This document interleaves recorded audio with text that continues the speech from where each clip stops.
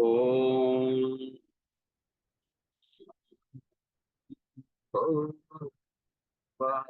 स्वाहा तत्सवितुर्वरेण्यं भर्गो देवस्य धीमहि धियो यो नः प्रचोदयात्।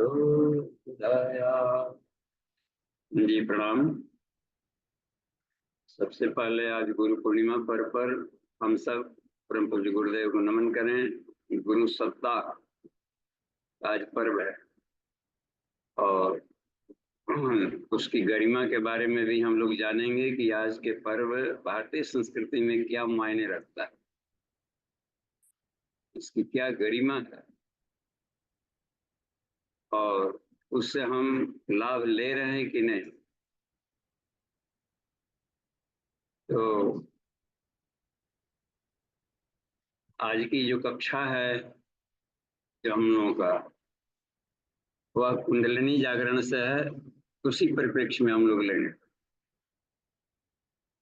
और कुंडलिनी जागरण में आज का चैप्टर है कुंडलिनी एक प्रचंड प्राण प्रक्रिया। प्रचंड सामान्य नहीं, एक प्रचंड प्राण प्रक्रिया है। जब सामान्य रूप से ही साधक अपने को नियंत्रण नहीं कर पा रहा, प्रचंड ऊर्जा का जागरण जब गुरु कराएगा तो उसको नियंत्रण और उसको व्यवस्था देना, व्यवस्थित करना बहुत बड़ी काम। इसलिए इसके लिए गुरु की जरूरत पड़ती। आज गुरु पूर्णिमा पर्व मुख्य रूप से यही आता। भारतीय संस्कृति में पर्व, त्योहार और संस्कारों का ये मेरुदंड है। मनुष्य को नरपशु स्तर से उठाकर देवमानव स्तर तक पहुंचाने में ये सब महत्वपूर्ण है। ऑपरेशनल प्रक्रिया, संस्कार एक ऑपरेशन प्रक्रिया होती है, समय, टाइम टू टाइम, समय उम्र के साथ। तो उसमें संस्कार भी आता है। तो संस्कारों में इंडिविजुअल लाभ मिलता है एक एक व्यक्ति को। पर्व आते हैं सामूहिक भावनाओं का जो सामूहिक रिजल्टेंट सामाजिक स्वरूप है उसको दिशा देने के लिए। भावना तो समाजस्थाम समूह आश्रयणीं भी शालीनतानुकूलम च कर्तुम पर्वादि मन्यताम। ये पर्वों का उद्देश्य होता है कि पूरे पृथ्वी का जो मैग्नेटिक फील्ड है मनुष्यों का रिक कहलाता है। मनुष्य, जितने मनुष्य एक चुंबक है और सारे मनुष्यों का आइडोस्फीयर मिलकर एक रिजल्टेंट मैग्नेटिक फील्ड पृथ्वी पर बनाता, उसको दिशा देने के लिए पर्व आते। समझिए कितना इसमें आप सामर्थ्य होती है। उसका हम लोग लाभ न लें, यूं ही कौन कर दें तो एक बहुत बड़ी आध्यात्मिक दुर्घटना हो गई। लश्करी श्री रावण के दादाजी बहुत बड़े वैज्ञानिक थे और ऋषि थे। उन्होंने कात्यायन ऋषि से प्रश्न किया, पर्व त्योहार और संस्कारों को इतना महत्व क्यों दे दिया गया। उसने ये कहा, निर्माति मानवम देवम या तो वेद संस्कृति, जो मनुष्य को देवता बना सके ऐसे कल्टिवेशन को संस्कार क्रिया करते हैं। संस शब्द आता है उत्कृष्टता के क्षेत्र में। उत्कर्ष साधनम संस्कार, किसी भी साधन को रिफाइंड किया जाए तो उसको संस्कारित करना चाहिए। मनुष्य को संस्कारित करना और विभिन्न योनियों से लेकर के आ गए। अनगढ़ आदतें, अच्छी आदतें भी आती है, ज्ञान अनुभव आदतें एक हैबिटेट, एक ट्रेवलर चेक के रूप में जाता है साथ में। उसमें अच्छी भी बहुत सारी रहते हैं, लेकिन बहुत सारी सारी अनगढ़ आदतें भी रहती हैं। उस अनगढ़ आदतों को ही निकाई गुड़ाई करनी पड़ती है, उसको निकाल कर बाहर निकालना घास पतवार को खेतों से, और उसमें अच्छे संस्कार देना। उसी के लिए गुरु जो एक पैटर्न बताते हैं, और ये निकाय गुड़ाई का क्रम देखिए। भारत भारत भूमि अपना है, कृषि प्रधान है और ऋषि प्रधान है ये तो। इसलिए इसको कृषिकों को समझाना था तो कल्ट, खेती बाड़ी कल्ट से कल्टीवेशन और कल्ट से कल्चर का दिया इन्होंने, संस्कारित कर दिया। तो सबसे उपयुक्त समय यही निकाला गया था जब समय का निर्धारण किया गया कि कब इसका सही हो। तो अभी किसानों के लिए बरसात का सीजन आ रहा है, तो खासकर 4 महीना आवागमन करीब करीब ठप रहता है इसमें। इसलिए जो गुरु होते थे कहीं न कहीं कार्य क्षेत्र चुन लेते थे, एक एक गांव में 4 महीना रुक जाते थे। पहले मंत्र होते हैं, साधु और ब्राह्मण ये दो वर्ग होता है संस्कृति को संभालने वाला। ब्राह्मण प्रशिक्षण देता है एक जगह स्थिर रह कर, और साधु घुमंतु प्रोफेसर होते हैं। तो इसके शिक्षक जो व्यवहार से शिक्षक देते हैं, आचरण से, श्रोत्रियम ब्रह्मनिष्ठम, जो वेद को पढ़ा नहीं हो, पी लिया हो, व्यवहार में रोम रोम में उस वैदिक आचरण उसको झलकता हो, ईश्वर के अनुशासन में ही वो जी रहा हो, आत्मस्थित हो, तपस्वी हो, तत्वज्ञानी हो, अभेद दर्शनम हो, उसको कणकण में जिसको ईश्वर दिखता है, क्या ऊंचा क्या नीचा, अज्येष्ठा स्व कनिष्ठा स्व, ऐसे व्यक्ति को ब्रह्मर्षि कहा करते। ऐसे भी व्यक्ति कहीं एक गांव में रुके तो आषाढ़ महीने का ये जो होता है, आषाढ़ महीने में अब शुरू हो जाता है, आषाढ़ सावन भादो हुआ, तो आषाढ़ में क्या किए कि इन्होंने किसी एक गांव में जाकर के आषाढ़ में पहले प्रिपरेटरी एग्जाम लेते थे लोगों को, उस क्षेत्र के कैंपिंग करने, उसी को गुप्त नवरात्रि कहते हैं। गुप्त नवरात्रि काल में साधनाएं करा करके चुन लेते थे कि किनको हमें खरादना है बढ़िया से, आत्म साधना करानी, और उस चयनित जो होते हैं उनको गुरु पूर्णिमा के दिन आज दीक्षा देते थे। अब शुरू करते थे अपनी पढ़ाई का क्रम उनको, आज विधिवत दीक्षित देख करके दीक्षा देकर शिष्यों को और गुरुजना, और शुरुआत करते थे अनुशासन में रखने को और साधना कराते थे। आदमी अनुशासन में नहीं, सांड की तरफ छुट्टा रहना चाहता है।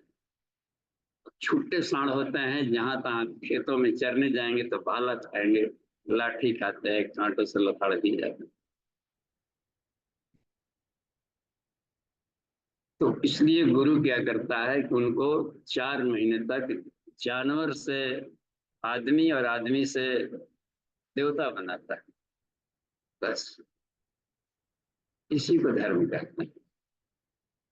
जो धारण करने योग्य है वो तो धारण नहीं करता। तो चरित्र चिंतन और व्यवहार के धनी बनाते हैं।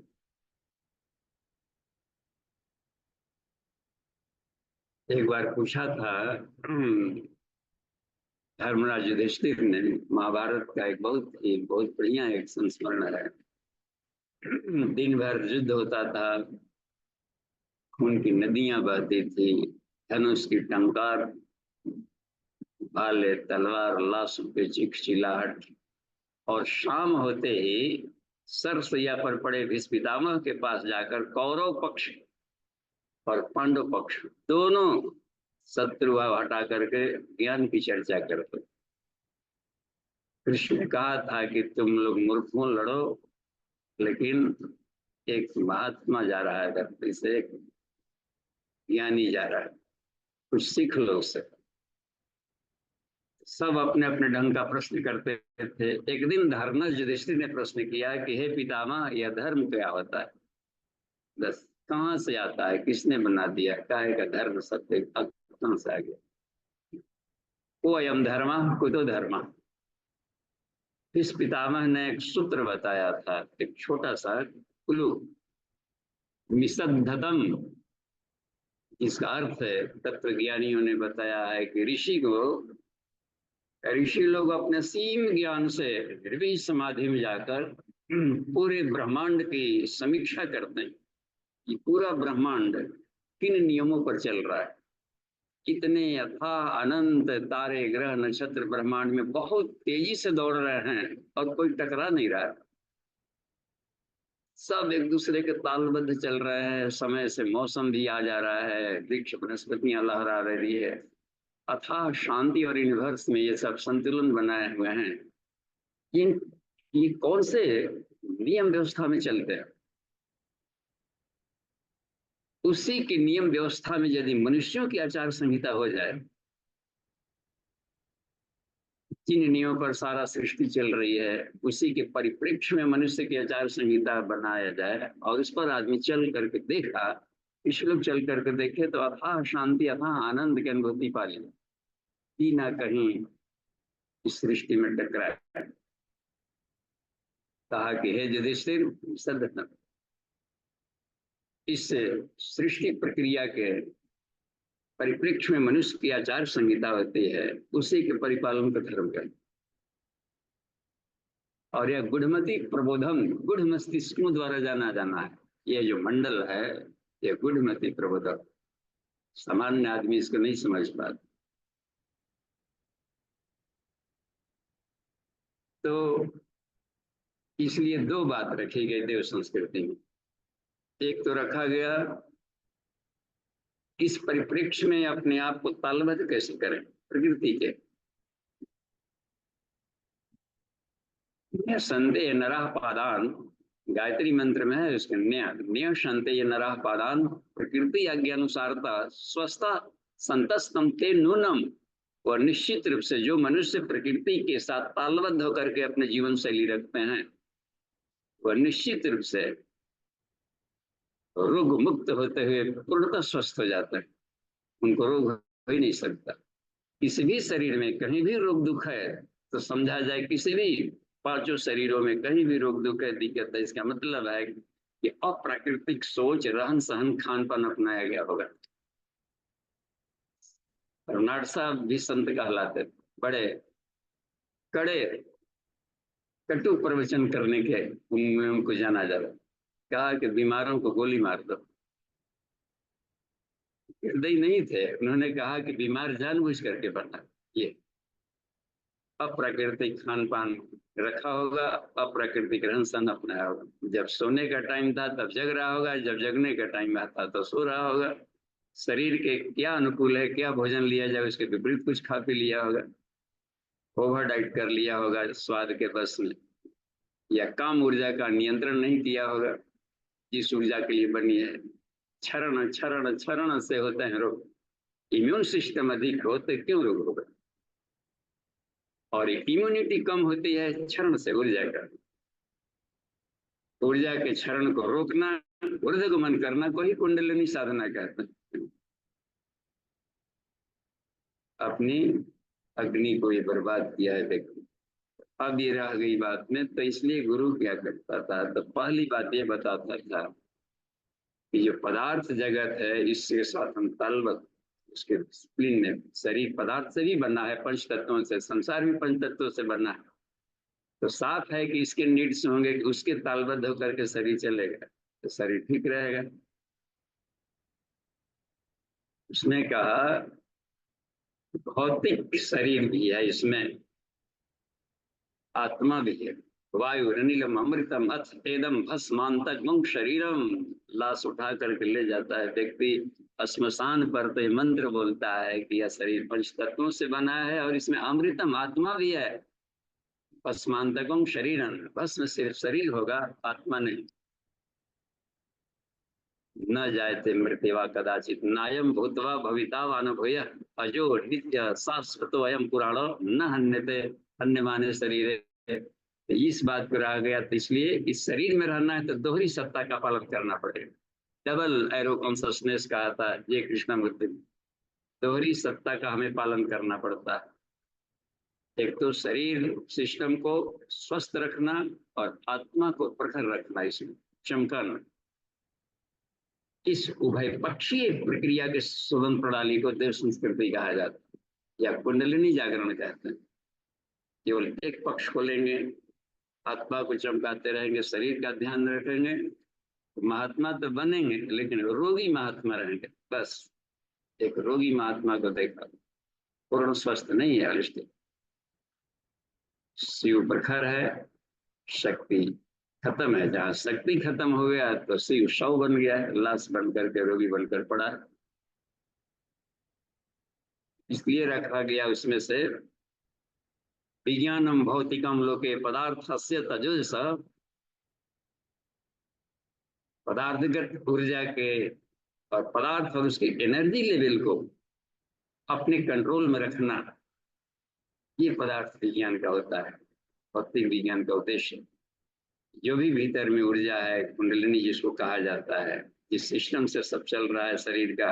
आंखों में बिजली हो तो आंखें काम कर रही है, कान में बिजली है, जिह्वा में बिजली है, वाणी में वाक शक्ति बनकर केवल बोलने पर शब्द नहीं जाता, उसमें प्राण भी कैरी करता है, हर शब्द से चरण होते रहता है। इसमें इस ऊर्जा को जागृत करना, इस पर कंट्रोल करना अपना, ये पदार्थ भक्ति विज्ञान का उद्देश्य रहता है। अपने नियंत्रण में रखना, आत्मिकी के द्वारा उसको नियंत्रण में रखा जाता है। यह प्राण से उत्पन्न हुआ, प्राण आत्मा ने उत्पन्न किया। इसके साथ है कि आत्मा ही नियंत्रण कर सकता है इस पर। इसका एक नाम तंत्र विज्ञान भी कह दिया गया, कुंडलिनी साइंस का एक नाम तंत्र विज्ञान भी। किसी कामना को दे स अकाम्यत, ईश्वर ने कामना की, एक को हम बहुश्याम, यानी काम ऊर्जा को पहले उत्पन्न किया होगा कामना, उसी को आदि शक्ति कहा जाता है। कुंडलिनी आदि शक्ति काम ऊर्जा है। कामनाएं हुई, क्योंकि ये कामनाएं बंधन का कारण तो नहीं बन गई। कामनाएं मोक्ष भी दिलाती है, कामनाएं बंधन में भी डालती है। शुभ कामना, सर्वे भवन्तु सुखिनः, सर्वे सन्तु निरामया, सर्वे भद्राणि पश्यन्ति, मां कश्चित् दुःखम आपनुयात्, कोई भी दुख को प्राप्त न हो, ये भी एक कामना है। जीवन प्रचोदयात् भी कामना है। हम सब स्वार्थ कामना भी होती है, विषय भोगों की कामना, क्षरण की कामना। बस ब्रह्मानंद एक होता है, विषयानंद एक है ब्रह्मानंद। विषयानंद को प्रिय कहा है और ब्रह्मानंद को श्रेय कहा है, श्रेष्ठ। प्रिय शुरू में लगता है खाज खुजाने जैसा, खुजली भी खुजाने में स्वर का ही आनंद है। किसी को खाज थोड़ा हो गया है, किनारे बैठ कर ऐसे खुजा रहा हो जैसे धरती पर स्वर का उतरना क्या। बस खुजा करके जब दर्द होता है, लहरने लगता है, तब नरक में जाएगा दवाई खोजने। और एक होता है ब्रह्मानंद श्रेय, जहाँ पर खाज नामक खुजली नामक कोई तत्व नहीं, अथाह ब्रेकलेस आनंद है। वो तभी संभव है जबकि काम ऊर्जा के क्षरण को रोका जाए। क्षरण ही घाटा है, तो गुरु यही सिखाता है कि कैसे इस क्षरण को रोका जाए, जागृत किया जाए। तो पहला तो ये सिखाएगा इस शरीर पर नियंत्रण कैसे करो, भौतिक जगत है शरीर। और दूसरा क्या करता है, आत्मा को ईश्वर के अनुशासन में रहकर काम करने को सिखाता है। तो दो अनुशासन ले आएगा। तो गुरु पूर्णिमा पर बता रहे थे, कहते हैं ऋषि पुलस्त ऋषि को बता रहे कि हे पुलस्त आदि ऋषियों, ढेर सारे ऋषिगण बैठे थे आज गुरु पूर्णिमा पर वो समझा रहे थे। गुरुजना स्वशिष्येभ्य, आज के पर्व के दिन गुरुजन अपने शिष्यों को शिक्षयन्ति अनुशासनम, अनुशासन की शिक्षा देता है।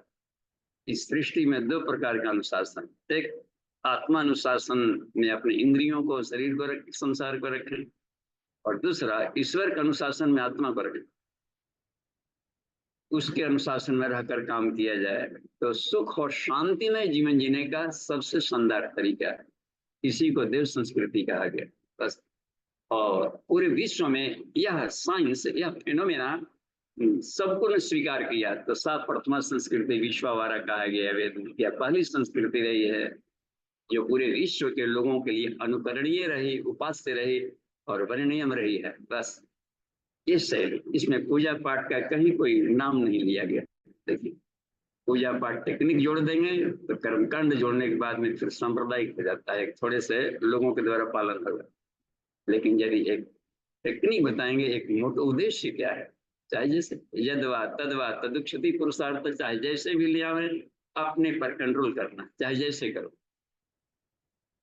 जिस ढंग से सोचने में ईश्वर से समीपता बढ़ रही है वैसे सोचो। यथाभिमत ध्यानात्वा, ध्यान का भी कोई खास पैटर्न नहीं बनाया है तो फिर अध्यात्म।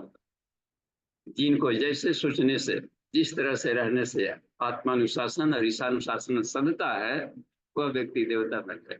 इसलिए उन लोगों को उनके मनोभूमि के अनुसार गुरुजनों ने बताया। गुरुजना स्वशिष्येभ्यः शिक्षन्ति अनुशासनम नियंत्रण व्यवस्थायाम, दो प्रकार की बताया। एक तो कंट्रोल करो, सेल्फ कंट्रोल, और प्रकृति की व्यवस्था के साथ तादात्म्य होकर के चलो।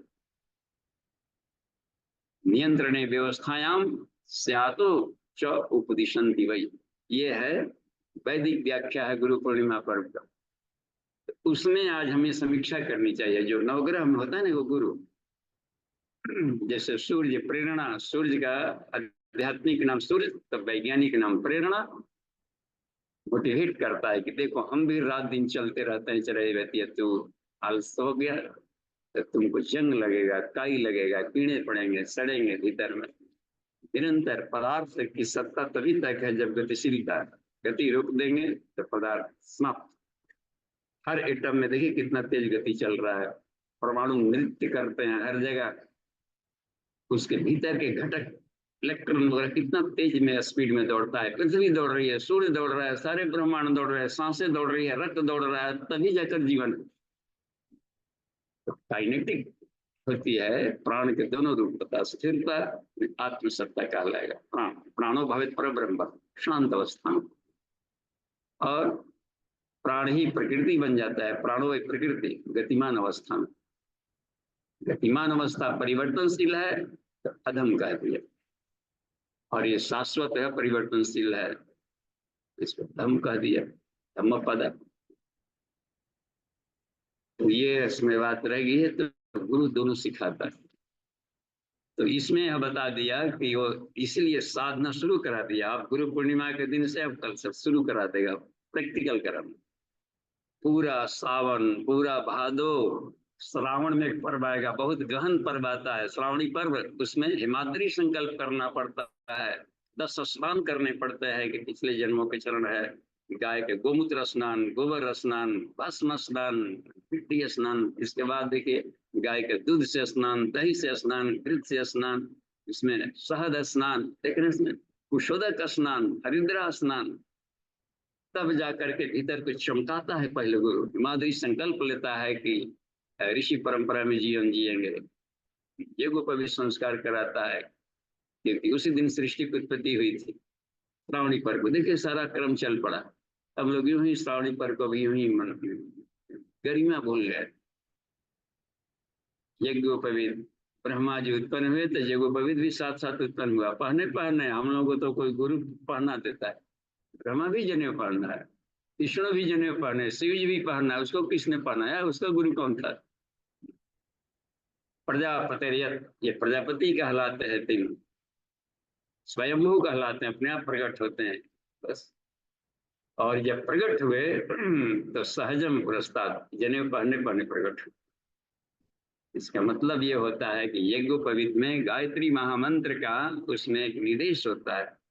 बनावट ऐसी है, गायत्री महामंत्र के एक अक्षरों के अनुसार अपनी आचार शैली रखें, बिना अनुशासन में चले हम। तो पहला सिस्टम रखा गया था वेदाचार, वेद के अनुसार लोग चले। दूसरा वैष्णवाचार, फिर तीनों के आचार आए, वैष्णवाचार उसमें आ गया जाता है। फिर शैवाचार, इनके बात जाने, रजोगुण पर तमोगुण पर अपना कंट्रोल रखें, क्योंकि एक ज्ञान है, एक संसाधन है, एक शक्ति है, एक भी कम रहेगा तो जीवन में कष्ट हो, इसलिए इसका आचार किया जाता है। इसके बाद दक्षिणाचार आ गया कि अपने साउथ पोल को जगाओ। साउथ पोल कहा जाता है प्रकृति को पर अपना नियंत्रण रखें और भेद दृष्टि खत्म करें नर और नारी में। उसके बाद रखा था उसमें आ गया फिर आपात स्थितियों में जब कहीं कोई गांठ बन जाता है तो रिवर्स गियर में चल करके वितर्क बांधने लक्ष्य में जाएंगे तो बहुत सारी रुकावटें आती हैं। रुकावटों को दूर करने के लिए ध्वंस करने की प्रक्रिया जानो, केवल सृजन नहीं ध्वंस, लंका दहन भी करना पड़ता है राम राज्य की स्थापना करने में। इस प्रक्रिया में भी रखा गया कि बमाचार प्रतिकूलाचार भी हमें सीखना पड़ता है कि कहाँ ध्वंस करना है, कहाँ सृजन करना है। कटिंग छटिंग किया जाए, कटिंग छटिंग करने के बाद लहलहा कर पौधे उगते हैं, मन खुश हो जाता है किसी व्यक्ति। नहीं तो झाड़ जखाड़ हो जाएंगे, आदमी को बाल आदि बनमानुष हो जाएगा। बाल बढ़ते बढ़ते नहीं काटा जाए तो बल करके और उसको करीने से न रखें, बढ़ भी गया तो कंघा कंघी खोजना है, कहाँ पर झूल जाएगा, बस आदमी यहाँ मोछ वगैरह है तो मुंह में जाएगा खाना खाते समय, सब ये सब बनाया गया। इसका मतलब है कि शिक्षण देता है कि प्रकृति में और नाखून है नहीं, भगवान ने दे दिया है, बढ़ेगा तो संभालेंगे नहीं तो हर जगह चूते रहेगा। मोछ दूध पिएंगे 1 मिनट, अपना दिन भर छालीन मोछ पटांगे घूमेंगे, तो उसको करीने से रखना पड़ता है। अब नाखून भी बढ़ता है, नहीं काटेंगे तो काम नहीं कर पाएंगे, तो बढ़ करके हो जाएगा, उंगलियां सूख जाएगी, पकड़ नहीं पाएंगे। तो जब निरंतर वृद्धि को प्राप्त करता है, रिजेनरेट वो इसलिए आता है कि सौंदर्यीकरण के लिए आता है, इसको हम सौंदर्यीकरण करें। बाल बढ़ भी गया है तो करीने से रखें, इधर उधर से कहीं मच्छर नहीं फंसता फिरे।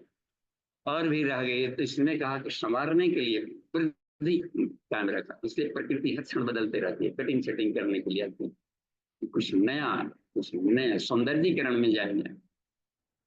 इसमें एक बात रख देती है कि वो काट छाट सिखाता है, श्रावणी पर बताता है कि हमें मद्य निषेध नहीं करना है, वो नहीं करना है, जुआ नहीं खेलनी है, ये सारी बातों को इंद्रियों को संयम करने की प्रणाली इसमें सब बताता है, बताता है। गायत्री मंत्र में बताया गया है। और देखिए अगर भादो फिर आ जाएगा, भादो में भी देखिए जन्माष्टमी पर्व आता है तो लगातार उसमें गीता के अनुसार आदमी आचरण करना सीखे। कितना कमाल है, शोधन करके पर्वों का इतना बढ़िया सीक्वेंस रखा है ऋषियों ने, वाह। कुआर आ जाता है तो फिर देखिए शक्ति साधना का क्रम चल पड़ा, पूरा नवरात्रि उसी में आता है, यही चतुर्मास में ही सब आएंगे, आत्म साधना। इसलिए देवता सो गए, विष्णु सो गए।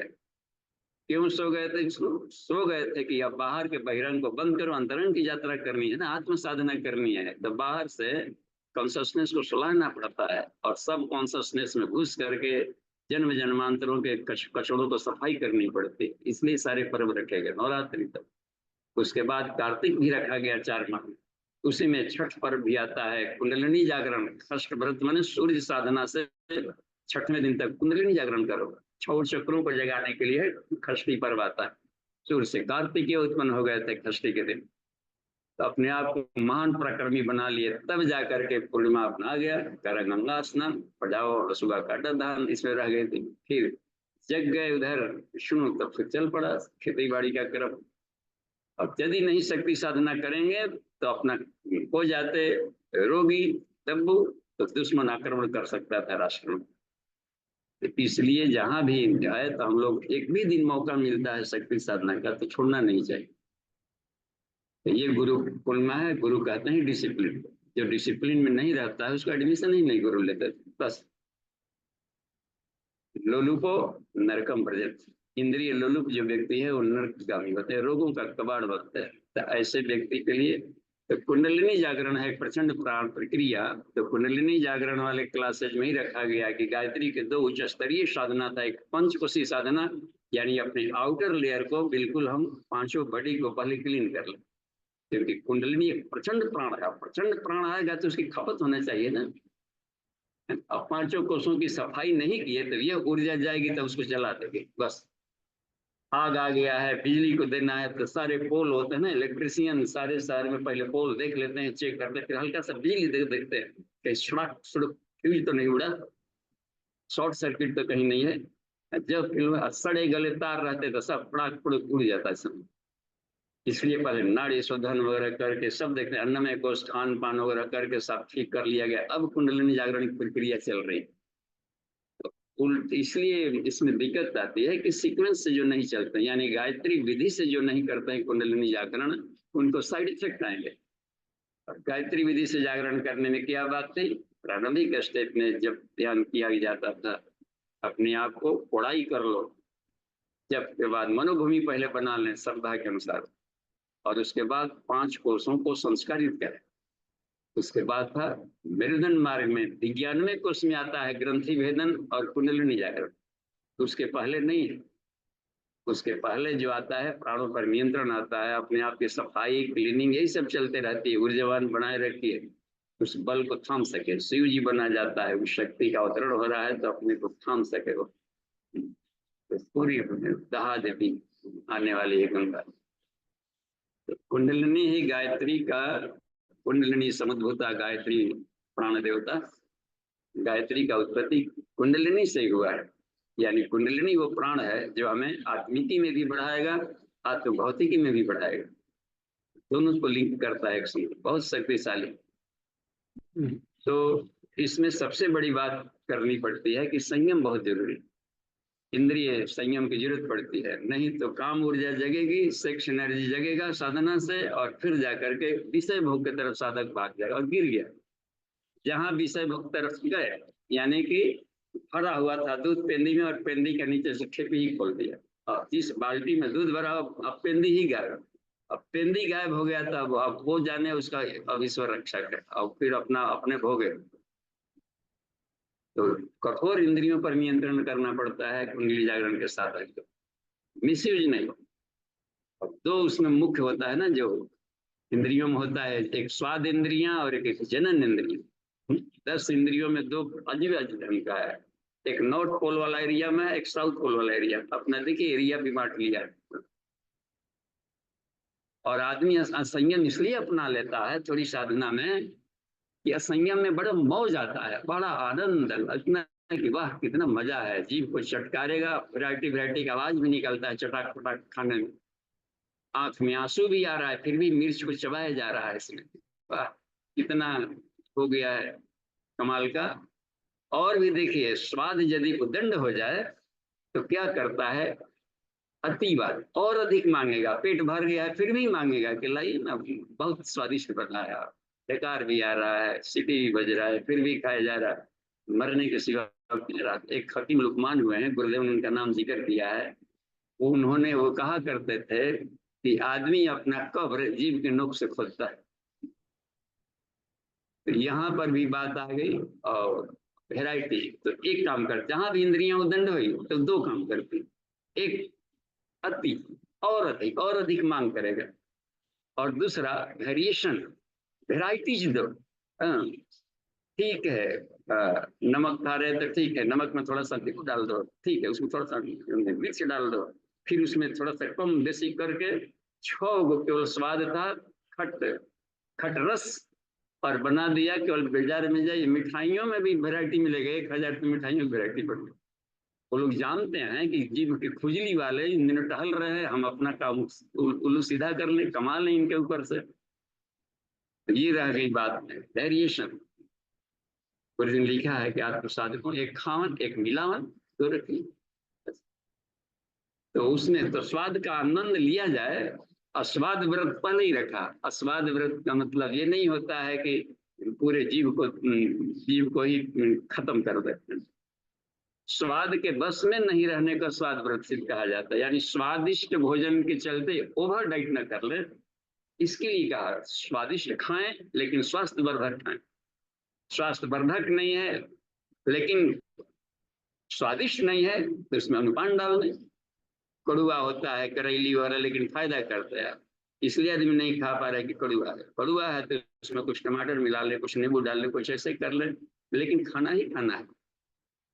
जो फायदेमंद है लेकिन स्वादिष्ट नहीं है तो उसमें अनुपान जोड़ ले, बस स्वादिष्ट बना ले। जो कि स्वादिष्ट है लेकिन स्वास्थ्य के लिए हानिकारक है, डायबिटीज हो रहा है, मीठा अच्छा लगता है, तो उस हालत में उस स्वाद को भी हमें इससे नहीं किया जाए। तो हम ये देखना है कि स्वादिष्ट खाएं लेकिन स्वास्थ्यवर्धक खाएं। बस ये वैज्ञानिक तकनीक, क्योंकि अस्वाद व्रत किया ही नहीं जा सकता, क्योंकि हर तत्व में 5 तत्वों से भोजन मिला है और हर तत्व का अपना स्वाद होता है। केवल अग्नि अग्नि पर रहेंगे तो अग्नि का तीखा स्वाद होता है, केवल पृथ्वी तत्व भी लेंगे तो पृथ्वी का मीठा स्वाद होता है, जल पर रखेंगे तो कसाय स्वाद होता है उसका। देखते हैं उसका पीएच वैल्यू न्यूट्रल होता है शायद, इसलिए न्यूट्रल से ऊपर सब क्षारीय में आने लगता है। झरनों का पानी जहाँ भी तुरंत हम लोग हिमालय से हैं वहां पर 8.5 9 ये पीएच वैल्यू था। समझिए कितना स्वास्थ्यवर्धक शब्द है। इसका मतलब होता है कि जय को कषाय रखा गया है स्वास्थ्यवर्धक के लिए। शरीर ब्लड का पीएच वैल्यू होता है 7 पॉइंट से भी अधिक होता है, 7.45 जैसा। और बीरज का सीमेंट पीएच वैल्यू तो 8 9 के बीच में होता है। इससे कितना सब होता है वो ताकत बढ़ाने में। तो जल को कषाय कहा गया है। इसमें एसिडिक रहता तो दूध में पानी मिला ही नहीं सकते थे, बस फाड़ देता तुरंत। तो ये रहा गया है कि जल भी केवल ले रहा है तभी तो स्वाद ले रहा है, अस्वाद कैसे रहा जा सकता है। इसका मतलब है कि अस्वाद व्रत का उद्देश्य कुछ और है। और भी इसमें देखते हैं वायु तत्व का खट्टा होता है, देखते हैं सारे का अपने अपने स्वाद होते हैं। तो इसमें रह गई बात में तो इंद्रियों का नियंत्रण, और इन इंद्रियों में से रखा गया है कि जो सेक्स एनर्जी वाला है जनन इंद्रियां, ये तो महाघातक है। बस इसको तो और ये भी वही करेगा, जहां आदत लग गई उसको क्षरण का, विषय भोग का, तो भी अधिक मांगा, याति का भी बन जाएगा बॉस। खूब वैरायटी चाहिए और हर वैरायटी का एक अपना आयाम है, एक अलग मस्ती है। और वैरायटी के बाद में अधिक हो जाएगा और अधिक और अधिक, इससे कभी तृप्त नहीं होगी, सारा ब्रह्मांड को भी चट जाएगा। तभी एक संत का कहना था कि इन तृप्त होती कभी भी न ये इंद्रियां, चाट जाती सभी भोग सामग्रियां। आग में घी डालने से कभी भी नहीं कम होगा, वो जब भी कम होता है तो ऊपर से पानी से होगा। इसलिए शिव मंदिरों में जो दिखाया जाता है कि नीचे से बना दिया जाता है प्रकृति और ज्योतिर्लिंग, वो शरीर की भी मानवीय काया की भी बनावट है। और ब्रह्मरंध्र शरीर में दोनों, वो स्पिरिचुअल एनाटॉमी। नीचे का भी एस्पेक्ट देखेंगे, चाहे पुरुषों की जनन इंद्रियां हो या नारी जनन इंद्रियां हो, तो उसमें देखते हैं साइक्रल रीजन में, तो साइक्रल रीजन में तिकोना बनाया जाता है। तो शरीर के भीतर के साइक्रल रीजन का है वो, और उसी में अग्नि तत्व है, ज्योति है, उसमें से कुंडलिनी एक ज्योति है, तो उसको बना देते हैं तो ज्योतिर्लिंग बना रहता है मंदिरों में। और इस ज्योतिर्लिंग की जो अग्नि है, यदि अभी कितनी सूक्ष्म है, छोटी सी है, जो क्लेंस होता है, अपने जनेंद्रियों की बनावट देखिए, उसमें एक लिंग भी है, तो उसमें योनि भी बना हुआ है, सैक्रल रीजन में निकला है। और नारी जनेंद्रिय में भी प्यूबिक बोन है, सैक्रल रीजन है, तो उनके भी सब। तो ये बात बनती है कि इसमें जो है, तो इसको हम केवल घृणित केंद्र ना मान लें, इसको माने कि इस बहुत ही वरेण्यम और बहुत तेजस्वी इसमें शक्ति केंद्र है। और इसी को यदि ऊर्ध्वगमन किया जाए और सीधे मेरुदंड मार्ग से उसको देवयान मार्ग, रीढ़ के हड्डी को देवताओं का रास्ता कहा गया है। 33 कोटि देवता, रीढ़ के हड्डी भी 33 वर्टिब्री है उसमें से, तो उसमें एक डिवाइन एनर्जी बढ़ी है। उस देवयान मार्ग से ले जाते ब्रह्मरंध्र में ले जाए, तो यही छोटा सा ज्योतिर्लिंग कैलाश पर्वत बन गया। देखिए कितना बड़ा विराट बन गए शिव जी। और इसलिए रखा जाता है कि पानी की घी मत डालो इंद्रियों में, भोग नहीं, जल टपकाओ, जल सोमरस चिदाकाश, खेचरी मुद्रा रखा गया था इसके लिए, क्योंकि यह मनसीज है। जहां चिंतन गया का मुक्ता की तरफ गया तो फ्लो सहस्रार से मूलाधार की तरफ तेज हुआ। अब वेग को नहीं रोक पाया यार, तब तो सत्यानाश है। और उसी को वेग को, यदि इसको काम ऊर्जा कहा गया, यदि वे कोई टर्न करने में सफल हो गए तो यही आत्मशक्ति बन जाएगा, और ऊपर जाकर के वो ब्रह्म शक्ति बन जाएगा। वह तदेव शुक्रम तदेव ब्रह्म, इसमें तदेव अमृतम उच्यते कहा, कठोपनिषद में नचिकेता को यही बताया। और इसी को छुरस धारा कहा है। यूटर्न चलने की प्रक्रिया छुरस धारा है, उल्टे छुरे की धार पर चलने जैसा। क्योंकि मौज मजा है ना, संयम करना है, संयम ही उल्टे छुरे की धार पर है।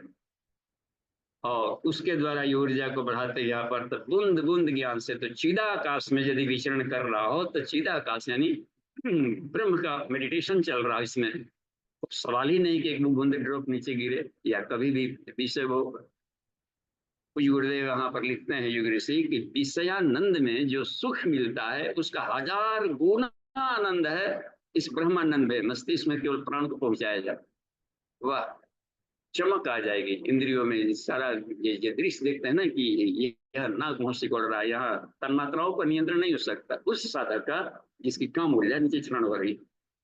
क्रोध, विपाशा, टेंशन, तनाव, यही सब जो इंद्रियों अस्पताल बढ़ रहे हैं, इसका एक कारण ये भी है कि हमारी काम ऊर्जा का क्षरण तेज तेज हो गया।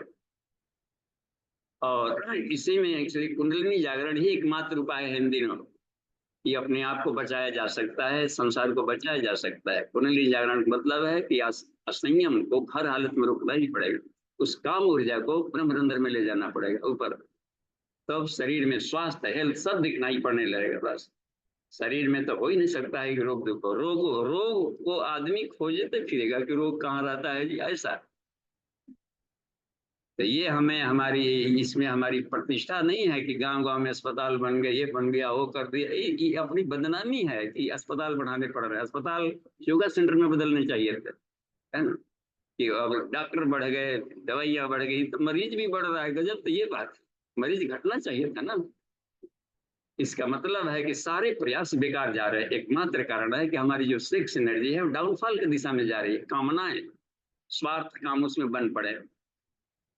तो काम ही मोक्ष दिलाता है। कब? जब ऊर्ध्वगमन करता है, ऊर्ध्वरेता व्यक्ति होता है तो काम, धर्म, अर्थ, काम, काम मोक्ष कारण बनता है। यानी कुंडलिनी है हमें मोक्ष दिलाती है और वो ऊर्ध्वगमन की प्रणाली बताता है। तो इसमें करते करते, इसलिए जो त्रिपाद स्टैंड शिव मंदिरों में 3 टांग कीड़ा पिंगला सुषुम्ना है, वो अमृत कलश है ऊपर में, और उसको यदि टप टप बूंद गिराया जाए तो अपने हर एनर्जी के ऊपर एकदम मरणम बिंदु पाते न, उसी कहा गया। बस तो अपनी मौत खुद खोद देना। तो जिसको अपने आप पर नियंत्रण नहीं है तो उसको कुंडलिनी साधना में यानी ऊपर की जर्नी में उसको नहीं जाने दिया गया। तो सीधे रखा गया है। पहले इतना ही नहीं, साधु पुत्रम जनिया भी आदेश है। तेजस्वी संस्कार संतान वही दे सकता है जो अपने बीज को पकाया। गृहस्थ आश्रम में ऐसा नहीं है कि हम अपने आप को, तो फिर अनगढ़ संतानें आएंगी, मनोरंजन में बच्चे होंगे, मनोरंजन में उत्पन्न हो गए हैं तो वो भी मनोरंजन करेंगे अपने ढंग से। तो मन से ऊपर वाले में नहीं जा सकते, बस इंद्रियों के गुलाम बन करके रहने का। तो कुंडलिनी जागरण में यहाँ बताई जा रही है कि ये बात है। अब जाकर के देखिए, प्रचंड प्राण ऊर्जा है, तो उस ऊर्जा को, प्रचंडता को दिशा देना बहुत जरूरी होता है। तो कुंडलिनी जागरण में देखिए मुख्य काम क्या करना पड़ता है इस प्रचंड ऊर्जा की। साधारण आग से आँच नहीं पकता है, उसको हिट देना पड़ता है। कुछ ऐसे होते हैं, जैसे मान लीजिए कि लोहा में जंग लग गया हो, जंग लग गया हो तो उस साधारण आग से नहीं होगा, वो बहुत तेज हीट खोजेगा। सोना में मिलावट आ गई हो तो तेज आंच खोजता है। खास करके जो अभी उधर गए थे हम लोग, बॉक्साइट टाइप का और ये थे, मिल जाते थे कहीं पर, माइका वगैरह भी मिले हुए थे चट्टानों में, और नीचे सोना वगैरह भी घुला है, हेमाटाइट वगैरह देखते हैं उधर, आयरन खाएंगे लगता है। इधर आप चले जाएं झारखंड क्षेत्र में, इधर की वो जमशेदपुर इलाके वाले में, तो उधर नीचे काफी उसमें लोहे का अयस्क है, लगता है मिट्टी जैसा, उठाने पर इतना भारी लगता है इसमें। तो वो लोहा केवल नहीं है, उसमें मिट्टी मिला है। अब उसको फर्नेस में, ब्लास्ट में डाला जाता है केमिस्ट्री में, और उसका टेम्परेचर इतना अधिक रहता है, 1000 डिग्री टेम्परेचर सब करेगा, 400-500 से ऊपर रखेगा, और उसमें इतना कर देता है कि सारे पिघल करके लोहा तक भी पिघल जाता है इसमें। उसके सारे जो झाग नल्ले स्लैग्स कहते हैं, मलबे बाहर निकालिए। तो वो प्रचंड ऊर्जा जरूरत पड़ती है अपने कचड़ों की सफाई के लिए। नहीं तो शिकायत बनी रहेगी, पूरा जीवन बीत जाएगा। इतना दिन जब कर रहे थे, मन भाग रहा है, आदत नहीं छूट रही है, ये कर रहे हैं भीतर की, वो नहीं खत्म हो रही भीतर वाला, वो हीट खोजता है ना उसमें। और चेतन मन की सफाई सिर्फ कुंडलिनी कर सकता है, क्योंकि उसमें जन्म जन्मांतरों की आदतें घुसी पड़ी है ना, इतनी चिपटी, इतनी हठीली होती है, चिपक गई है। और चिपकाया है किसने? किसी और ने नहीं, ईश्वर ने नहीं, हमने रस लेकर के विषय भोगों में और चुस्की लेकर के और रह करके कहाँ किसी से हो गया तो कितना ये डिस्टर्ब करने लगता है। कहीं पर लग गया किसको प्यारा प्यारी सब हो गया, सुंदरा सुंदर देख रहा है, और रात भर बेचारा उसी में फोन में फसल है, इतने उससे खाली इधर जाता उधर फोटो लेते। अब हो गया है, अपने होश में नहीं है वो। अब उस ऊर्जा पर जिसको अपने ही उसमें नियंत्रण नहीं है, वो कैसे अपने संस्कारों को हला सकता है कभी। तो अवचेतन मन में दबे पड़े हठीले कुसंस्कारों को गलाने के लिए सिर्फ बहुत प्रचंड प्राण ऊर्जा की जरूरत पड़ती। तो यही अपनी कुंडलिनी शक्ति एक एक चक्रों को ऊपर जाएगी। तो पहले तो अपने इंद्रियों को मूलाधार में जब रहती है तो अपने इंद्रियों को समर्थमान बनाएगी। वाणी में तेज, हाथों में, पैरों में, पायु में। कभी कब्ज होगा ही नहीं होगा जो उसका, इसका मतलब है कि मूलाधार वाला एरिया अभी फंक्शन, न पाइल्स होगा, न ये होगा, न भगंदर होगा, न फिसला होना है, न पैरों की बीमारी। इसका मतलब है कि वो नीचे ही वाला अभी कमजोर है, पेटों बीमारी। और तन्मात्राओं पर नियंत्रण नहीं, इसका मतलब कि स्वादिष्टान चक्र में भी आग नहीं गया है। वो जल तत्व है, जल से तन्मात्राएं बनी हुई है। ब्लड में खराबी है, शुक्र में खराबी है, तो ये सब उसी को चेंज करता है। ये मणिपुर में गए तो साहस वगैरह, पराक्रम, जोश, साहस बढ़ा दे। अब साहस बढ़ा, ठीक है, इसलिए उसमें रखा जाता है कि वहां से अज्ञा चक्र से भी ऊपर से बूंद बूंद टपकाओ। बूंद बूंद क्या है? सतर्कता है, कॉन्शसनेस है, सजगता है। यदि साहस बढ़ गया और सतर्कता ना हो तो हिम्मत बढ़ा है और उसको कंट्रोलिंग पावर ना ऊपर से, ऊर्जा भले नीचे है लेकिन कंट्रोलिंग पावर तो ऊपर है, ब्रेन ही कमांड करेगा उसको, चेतना कमांड करते। इसलिए इसके जागरण में जो बात बताई गई है जो कुंडली उपनिषद में, कि पहले नाड़ियों की सफाई कर ले, फिर सूर्य भेदन से उसको गला ले, हीट पैदा करके, इसके बाद ऊर्जाई करके अपने पर और भी नियंत्रण कर लिया 10 तरीका के बाद, फिर जाकर के उसमें बता दिया गया है कि वो सीधे सूर्य भेदन प्रणाली से ले गए, कुंभ किए और शक्ति चालनी मुद्रा कर, यानी कुंडलिनी शक्ति को एक एक चक्रों से चला चला करके ऊपर ले जाए। तो आसन, प्राणायाम, मंद और मुद्रा, ये जो योगिक क्रियाएं बनाई गई है सिर्फ कुंडलिनी जागरण को एक्टिवेट करने के लिए, चॉकिंग प्रोसेस है, चॉकिंग बस। उसको हिटिंग करके जगाया गया, तो अब उसको है कि दिशा कौन देगा? माइंड, कंसंट्रेशन जरूरी है। इसलिए उपनिषदों का स्वाध्याय जरूरी है कि कैसे हम चक्रों को एक एक ऊर्ध्वगमन करें। मेडिटेशन क्या? तो सतर्कता जरूरी है, साहस बढ़ाने के साथ में ऊर्जा बढ़ गई। योग करने वाले जो हैंडलिंग पावर है, सहस्त्रार वाला एरिया, तो इसलिए कहा है कि ऊर्ध्व जो प्राण है उसको निपाते रहे और नीचे वाला प्राण है उसको ऊर्ध्वगमन, दोनों प्रक्रिया को प्राणापान की करते हैं। तो शक्ति चालने में दोनों करना पड़ता है, ऊपर से प्राण और नीचे से अपान। तो प्राणापान की जब क्रिया करेंगे तो वहां के चक्र जागृत हो जाते हैं, ऊर्जा आएगी। और ऊपर वाला क्या करेगा? यहाँ से थ्रो करेगा, ऊपर वाला खींच लेगा। तो खींचने की भी प्रक्रिया है। कहीं देखते होंगे कि मकान बन रहा है तो मचान बांधे हुए हैं और यहाँ से लेबर को ढोकर ईंटा ले जाने में दिक्कत है तो फेंकता है, इसे से फेंका, ऊपर से पकड़ लिया, कैच थ्रो कैच। यही प्राणापान की क्रियाएं करती है। एक करेगा प्रोजेक्शन करेगा, कॉन्ट्रैक्ट करके इधर से पिचकारी की तरह इसको इधर छोड़ा तो उधर से रोक करके यूज कर लिया फटाक से। तो ये उसमें बात रहती है। तो प्राणापान की क्रिया एक साथ हो और हर चक्र पर, तो वहां पर इलेक्ट्रिफिकेशन को दिशा देता है वो सीधे। तो ऊर्ध्वगमन की प्रक्रिया इसमें रखी गई है। तो ये यौगिक क्रियाएं अनिवार्य है कुंडलिनी जागरण में, नहीं तो केवल चिंतन और मेडिटेशन से बात नहीं बनने वाली, अकेले होते हैं। ध्यान से सोच लेंगे कि आप पिलर यहाँ से वहां आ जाए, एक कुर्सी आप उठ करके यहाँ पर आ जाइए, बहुत मुश्किल है उसमें।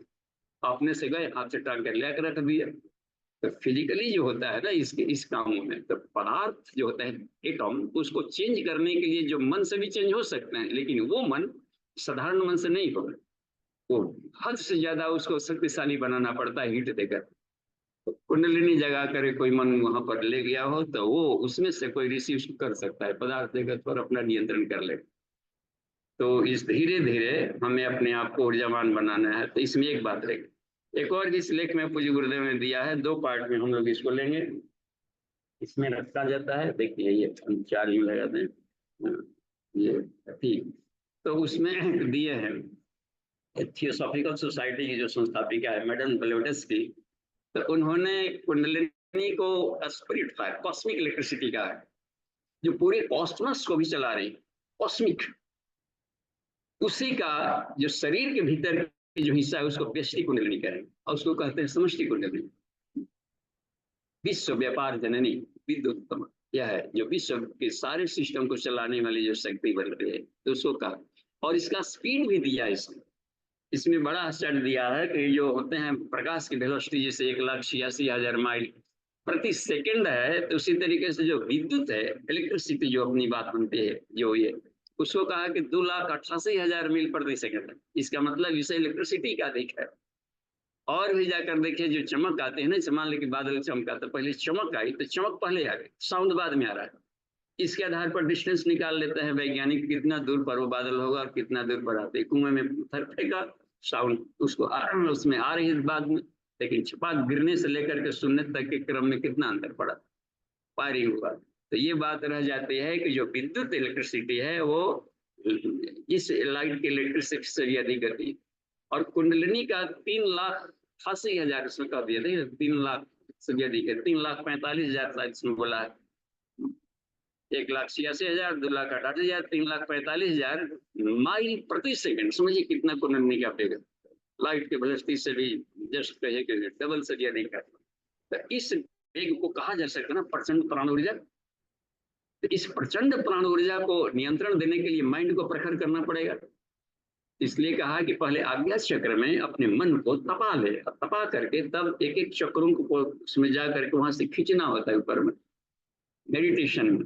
नहीं तो फिर अपानन नहीं कर पाएगा, प्राणन में ही उलझ जाएगा और नीचे ही बहते रहेगा साधक। तो जिनको चाहिए कि नहीं हमको अपने आप पर कमांड करना है, तो बिना गुरु के कुंडलिनी जागरण नहीं कर सकते। करेंगे तो कहीं ना कहीं पर साइड होगा, क्योंकि वो बताएगा कि यहाँ पर इस ऊर्जा को इधर मुड़ दो, यहाँ मुड़ दो। एक सानिध्यता की जरूरत पड़ती है बराबर। और उस हालत में तो इसमें जो थोड़ी सी मिल जाती है ना, देखिए कहाँ पर दिक्कत आती है ये साधकों के लिए। कश्यप ऋषि ने एक बार प्रश्न कर दिया था, याज्ञवल्क्य ऋषि थे। याज्ञवल्क्य ऋषि ऐसे ऋषियों में आते हैं जिन्होंने हर ज्ञानेंद्रियों से ब्रह्म का साक्षात्कार किया। यहाँ रहता है कि बस केवल अगोचर कह दिए गए, उन्होंने कहा कि नहीं गोचर भी है। तो जब कणकण में ईश्वर है तो बाहर भी देख सकते हैं, साकार भी है, तो साकार भी देख रहे हैं तो उसमें ब्रह्म देखना। वासुदेव सर्वमिति, सब महात्मा सुदुर्लभ। इसका मतलब है कि उसमें खुले नयन से हंस हंस देखूं, सुंदर रूप निहार, साधो सहज समाधि बले। इसका मतलब है कि इन नेत्रों से, इन ध्वनियों से, हर ध्वनि में देखिए नाथ योग में आ रहा है कि हर ध्वनि में ब्रह्म को सुने, तो ये इसमें परफेक्ट है। तो उनसे ये पूछ रहे थे कि करोड़ों साधक एक साथ साधना करने चले, एक ही गुरु के करोड़ों साधक को मान लीजिए, और मंत्र तो एक ही दिया है, गुरु पक्षपात नहीं करता है। अब शिष्य रहा कि कौन पचाया कौन नहीं पचाया, इस गुरु का अनुदान। तो जो पचाने में सफल हो गया तो वो उसमें से निकल कर आगे आ जाए, और जो नहीं पचा पाया तो जहां तक हम दस्त करना शुरू कर दिए, तो वो उल्टी करना शुरू कर देता है। उल्टी का मतलब होता है कि ये बता रहे हैं याज्ञवल्क्य ऋषि कि हे कश्यप, जो कृष्ण ने भी कहा है कि करोड़ों में से कोई एक पहुंचता है। तो करोड़ों में से एक पहुंचने का कारण क्या है ना, कारण ना देखेंगे जी। कोई कॉलेज है और जिसे मान ली कॉलेज में सारे एडमिशन है, हाँ यहाँ का रिजल्ट बड़ा पुअर है, एक ही निकलता है, इसका मतलब है कि उसकी भी खेती बाड़ी बंद हो गई। करोड़ों में बहुत टफ कंपटीशन है, या फिर जाकर लोग निराश हो जाएंगे। तो उस कारण को हटा देते थे ना ऋषि लोग पहले, ब्रह्मर्षि जो ऋषि होते थे, तो कारण को हटाने का उन्होंने बताया। एक मंत्र बोला है प्रज्ञोपनिषद में याज्ञवल्क्य ऋषि ने कि अपेक्षया विकासस्य तासाम केवलम आतुरा मानवा उपयोगाय त्रुटि ऋषौ मौलिकी। हे कश्यप, जो साधक ने एक मौलिक भूल करता है क्या, कि थोड़ी सी साधना किया तो कुछ ना कुछ सिद्धि मिल गई, कुछ ना कुछ शक्ति मिल गई, लगता है कि अब अपने पर कमांड हो रहा है और अपने पर ही मजा आ गया, अरे मिल गया। अब क्या करता है, अब उसके उपयोग के लिए आतुर हो जाता है कि पहले संसार में इसका खूब खेती बाड़ी, इसका मजा लेना। इस मजा लेने के चलते है कि मानवा उपयोग आया, ये त्रुटि रेशो मौल की, यही मौलिक भूल कर देता है। और फिर यह उपयोग करने लगा तो ऊर्जा को क्षरण कर बैठ, जो भी मिला हुआ था वो भी ढा, ऊपर की प्रगति तो बंद ही हो गई, तो वो अपने आप के रास्ता को खुद ब्लॉक कर दिया। वो इसलिए इसलिए क्षमता बढ़ाई गई है कि अगला लेयर और अधिक हिट हो जाएगा, और इधर खर्च करने में लगा दिए। संसार में जस प्रतिष्ठा तो बढ़ेगी ही बढ़ेगी, अब बढ़ेगी तो जस प्रतिष्ठा लूटने में लग गया, और इसी में आ गए तो वो बिल्कुल छूछ हो जाएगा, फिर अपनी प्रगति को खुद ब्लॉक कर दिया। एक वो मिला हुआ था, 99 कोष की अग्नि थी 92 कोष को जगाने के लिए, प्राणाग्नि। और 92 कोष की अग्नि जो उत्पन्न हुई थी बंद प्राणायाम मुद्रा वगैरह करके, और तो उसमें क्या बन गई थी कि वो ऊर्जा जीवाग्नि योगाग्नि प्रकट करने के लिए आई थी। वो साधारण अग्नि से नहीं होता है, वो मन के भीतर के और चेतन मन ने जो सब कॉन्शियस माइंड ने जो बड़े पड़े हैं उसको गलाने के लिए उच्च स्तर का जीवाग्नि की जरूरत पड़ता है, जीवनी शक्ति का, बस बायो इलेक्ट्रिसिटी की जरूरत पड़ती है। और ऊपर से भी लगा देगा बायो इलेक्ट्रोमैग्नेटिक होता है माइंड वाला एरिया, उसको साथ मिला के तब उगल पाता है, नहीं तो फिर उसके आदतें बनी रह जाएगी। एक नई आदत और भी डाल लिया ये गैस करने वाला। और तो मानवा उपयोग आयो त्रुटि रेशमोल की योगाग्नि की जरूरत पड़ती है आत्माग्नि को जगाने में, आत्माग्नि की जरूरत पड़ती है ब्रह्माग्नि को जगाने में। तो ये अग्निना अग्नि समित, वेद में एक सूत्र आता है अग्निना अग्नि समित, यानी अग्नि से अग्नि और आत्मा से परमात्मा जागृत करता। तो ये काम बात है, तो यही पर इसमें बात बता दी है इसको क्रम करने का। और भी देखिए इसमें बात बताई, जिन जिन लोगों ने, जिसे मान लीजिए कि ये है बड़ी देवताओं की कृपा आ गई, तो देवताओं की कृपा इसमें पूज्य गुरुदेव एक छोटा सा एक छोटी सी पुस्तक है, साधना में प्राण आ जाए तो कमाल हो जाए, उसमें पंचकोश ही पंचदेव, उसमें एक आता है क्लो। तो पंच कोशों ने कहा कि इसे भगवान ऊपर से देते हैं, वर्षा ऊपर से देखता है आदमी, ऊपर से आता है। ये साधना कर रहा था तो ईश्वर ने अनुदान दे दिया, कहा कि नहीं बेटे हाँ ठीक है, तुम्हारा भी कहना ठीक है, गुरुदेव समझा रहे हैं कि तुम्हारा भी कहना ठीक है, ऊपर से मिलता है, लेकिन वो साधक का ही भाफ गया ऊपर। एक बात को समझा रहे हैं, जो बादल ऊपर से आ गया तो लगता है कि भगवान बरस रहे हैं, लेकिन समुद्र ने ही अपना भाफ फेंका। तो जो साधना करता है साधक, तो कुंडलिनी जागरण की साधना करेंगे, जो हीट पॉलिशिंग अपनी जो बनती है, कचड़े गलते जाएंगे तो एक चुंबकत्व तो पैदा होता है। तो जो प्रचंड प्राण ऊर्जा क्या करती है, चक्रों में जाते जाते तो एक मैग्नेटिज्म पैदा करती है, इस चुंबकत्व से देवता आकर्षित होता है, देख रहे हैं ना। तो अपने मैग्नेटिक बनाना पड़ता है ऐसे। जैसे मान लीजिए कि शहद की खेती करनी है, मधुमक्खी पालन कर रहे हैं, तो मधुमक्खी पालन करना है तो उसके लिए क्या करना होता है, अब मधुमक्खी बटोर के ले आना। तो एक तो तरीका है कि चिमटा लेकर घूमते चले, मधुमक्खी को पकड़ते चले, इतना तेज से भागती है, इतना धुंध, उसमें रानी मक्खी क्या और लेबर मक्खी भी नहीं पकड़ाएगी, चिमटा लेकर दौड़ेगी, उल्टे उल्टे डंक मारेगी। तो ये होता है कि पकड़ते चले। और दूसरा तरीका है अपने घर में हमें फ्लोरा बनाते, बस फूल का गार्डन बना दें, पूरे इलाके की मधुमक्खी आएंगी।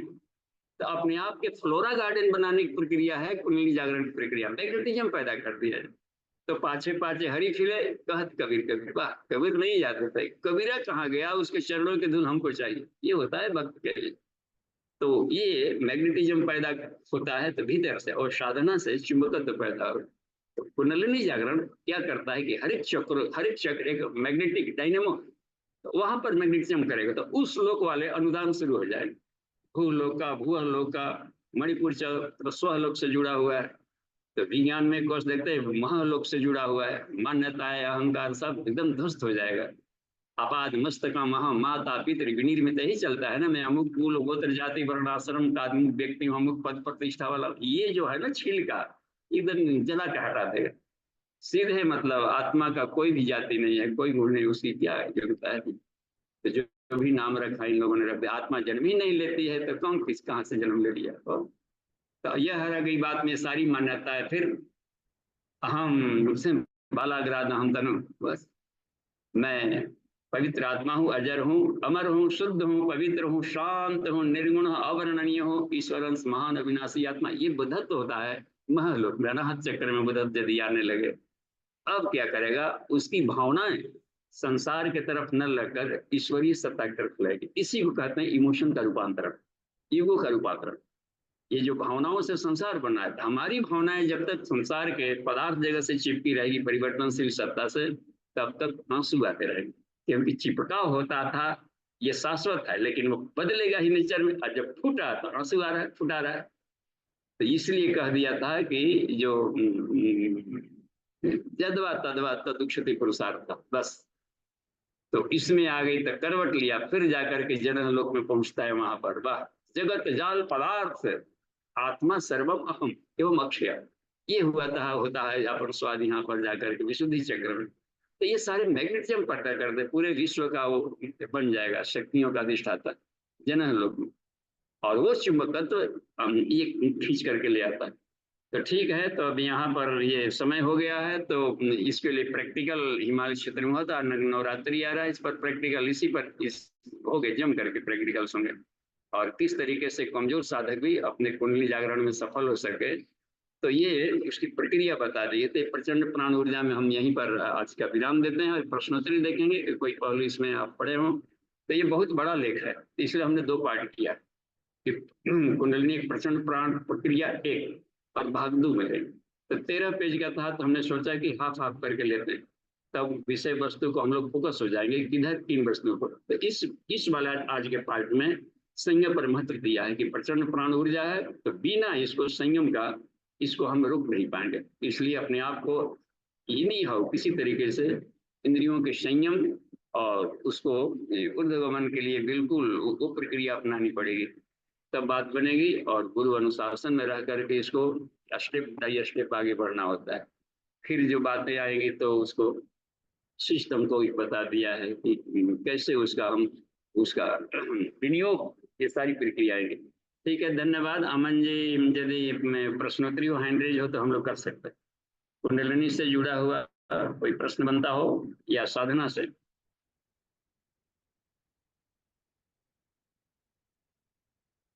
जी बाबूजी, इसमें अम, अंजना कुमारी जी का है। प्रणाम बाबूजी, गुरु पूर्णिमा के शुभ अवसर पर गुरुदेव को नमन वंदन, साथ में आपको भी कोटि कोटि नमन। तो आपको बहुत बहुत नमन, आभार है बाबूजी, हम सभी लोग पंचकोश साधकों की तरफ से। इतना जो है आपने हम लोगों को मार्गदर्शन दिया, हम लोग जो है इतना आगे बढ़े, तो वो सब श्रेय आपको ही जाता है। तो हार्दिक आपको नमन है।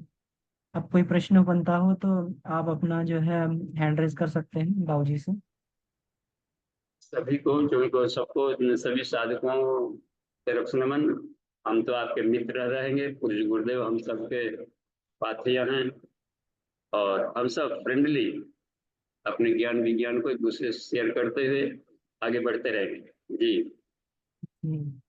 जी बाबूजी, बिल्कुल।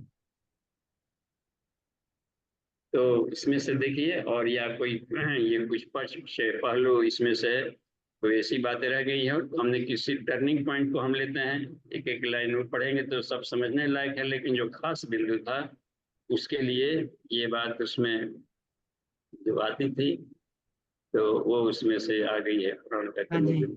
हाँ, सुशील कुमार जी का हैंड रेज है जी। अब देखिए इसमें एक था, उसमें एक जो ये जी एक शब्द आया था, इसमें हाँ एक था बाबूजी, महायोगी। Hand raise. हाँ, जी सुभद्रा प्रणाम चौधरी। बाबू। हाँ जी, प्रणाम। बाबू जी, मेरा एक प्रश्न है, थोड़ा सा पता नहीं कैसा लगेगा। मैं हाँ, ये अच्छा कहता हूँ, लगे। जैसे बार बार आप कहते हैं ना कि कुंडलिनी जागरण से समस्त रोग भस्म हो जाते हैं, हम्म। तो कुछ ऐसे अपवाद मेरे को लगते हैं, जैसे स्वामी रामकृष्ण परमहंस का है, स्वामी विवेकानंद का, महर्षि दयानंद का है, आदि गुरु शंकराचार्य का है, और अभी यदि लेटेस्ट हम देखें तो हमारे यहाँ पर एक संत बड़े फेमस हो रहे हैं, स्वामी प्रेमानंद। उनको 18 साल से किडनी फेलियर है, तो उनके बड़े प्रवचन आते हैं, उनसे मिलने में लोग बाग जाते हैं, वृंदावन में रहते हैं यहीं पे। तो और भी कुछ होंगे, मेरे को उनका रेफरेंस अब सबका नहीं बोल सकता यहाँ पर। तो अब या तो दो बातें, या तो इनकी कुंडली जागृत नहीं थी, और या फिर ऐसा है कि कुंडली जागरण होने के बाद भी कुछ रोग रह जाते हैं। अब एक बात ये आती है निकल के कि बहुत से कहते हैं नहीं, इन्होंने समाज को बांटा बहुत था, इसलिए इन पे ओवर ड्यू हो गया, तो वो रोग के माध्यम में इनको भुगतना पड़ा था। तो या तो ऐसे कह के हम अपनी बात से संतुष्ट हो सकते हैं, या फिर कहीं ना कहीं तो लोचा है, कहीं ना कहीं तो गैप है। मेरा ये एक संदेह है, एक जिज्ञासा है जी बाबू जी। धन्यवाद। अच्छा, हम लोग देखिए अन्नमय कोश की साधना में सीधी सी बात उसमें लिखते हैं कि स्वस्थ शरीर, उसमें है ना, जिसमें होता है कि आरोग्यता पहला लाभ, शीर यौवन दूसरा लाभ, इसमें होता है ना दीर्घ जीवन, शीर यौवन। तो फिर स्वस्थ शरीर तब रह गया कि पूज्य गुरुदेव ने जो रखा कि अध्यात्म की यात्रा के लिए उद्देश्य क्या है, स्वस्थ शरीर स्वच्छ मन सब समान। तो शरीर स्वस्थ है, तो अब देखिए एक एक आप शंकराचार्य को लेकर के हम चलते हैं, तो आदि शंकराचार्य को जो भगंदर हो गया था तो उनका ऑपरेशन प्रक्रिया रह गई, तो जो लोग सेवी होते हैं उनको अपने शरीर पर केयर न रह करके अपने काम के प्रति अवेयर अधिक होने लगते हैं। तो इसलिए इधर के प्रति उपेक्षा भुलकड़ी आ गई, तो उन्होंने पूरा का पूरा मांस काट करके उनके वैद्य ने हटा दिया उनके, तो वहां पर के जा करके अब फिर भगंदर था तो वो मरहम पट्टी भी लगाया, उसने कहा कि आपको 6 महीना रेस्ट लेना पड़ेगा। कहा कि हम लोग से भी रेस्ट नहीं ले सकते, शरीर साथ दे न दे, विल पावर से हम काम करते रहे। तो कहीं न कहीं पर शरीर को गौण किया गया है, इसको हो तो पता नहीं मृत्यु कब आ जाती है। इस फिलोसफी को अधिक महत्व दिए तो एक तरफ गौण किया, तो अंत तक 16 वर्षों तक जो पूरा का पूरा हुआ था उनका 16 वर्ष में शुरू हुआ, तो वो घाव ठीक नहीं हुआ, अपना ही काम करते रहे। तो अलग बात है कि हम अपने विल पावर से उसको अवॉइड करके वैद्य की सलाह को न मान करके आगे बढ़ते रहे। रामकृष्ण परमहंस के भी अर्थ में देखा जाए तो चिकित्सकों ने भी उनके मृत्यु कारण कैंसर ही बताया था, और उनको भी दिखाता है कि कैंसर हुआ है, फिर भी जाकर के अपना हुक्का पीते रहते थे, करते रहते थे। तो उसमें ये बात रह गई। अच्छा, अब रह गया कि शरीर में 2 पोल है, सहस्रार चक्र है, मूलाधार चक्र है।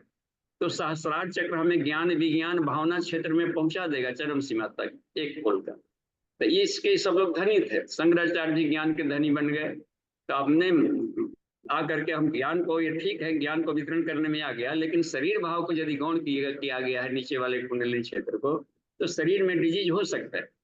तो जो भी जिस अवतारी चेतनाओं को आप ले किसी का भी, तो वो सब लोग अपना निरोग रह करके अपना काम किया है, यानी अपने उनको ध्यान दिया है, और नीचे से सभी दोनों पक्षों का ध्यान दिया है शिव शक्ति के मिलन का। तो उसमें आखिर ह्यूमन बींग है। अच्छा, अब रह गया कि दूसरों के हमने प्राणी हीलिंग किया, तो आज भी प्राणी हीलर होते हैं, तो कभी कभी रोगी को ठीक कर देते हैं, लेकिन उसका रोग अपने पर ले लेते हैं। इसका मतलब है कि प्राणी हीलिंग में ओवर हमने कर दिया। ईश्वर एक दंड व्यवस्था बनाया कि इन गलतियों को सजा इस रोग से देंगे इस व्यक्ति को, और उस दंड व्यवस्था को हमने अपने ऊपर ले लिया, चाहे गुरु भोगे या वो भोगे। योगक्षेम महाम्यम, वो तो कर्मफल की व्यवस्था है कि शेयर किए तो भोगना पड़ रहा है।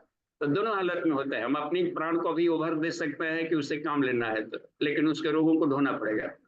तो ये तो बात बिल्कुल समझ में आती है कि प्राणिक हीलिंग भी होता है। आदमी अधिक दे दिया तो इसलिए दे दिया होगा, उस व्यक्ति को लिया होगा कि शायद वो ईश्वर का काम का हो।